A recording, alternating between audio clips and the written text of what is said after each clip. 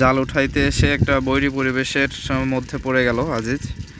আপনারা দেখতে পাচ্ছেন বৃষ্টি হচ্ছে, গুড়ি গুড়ি বৃষ্টি দিয়ে শুরু হলেও বৃষ্টির পরিমাণ এখন খুব ভালো পরিমাণেই হচ্ছে। আমাদের জানা ছিল না বৃষ্টি আসবে, তাহলে হয়তো ছাতা নিয়ে আসার একটা ইয়ে ছিল, ছাতা ছাড়াই চলে এসেছি। ওই যে দেখতে পাচ্ছি আমরা মাছ পড়েছে, এই যে মাছ ধরে আছে জালে।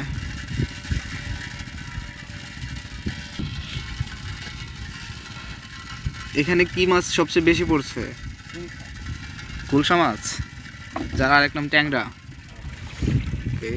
ও বিশাল বড় একটা বায়াম মাছও পড়েছে দেখতে পাচ্ছি।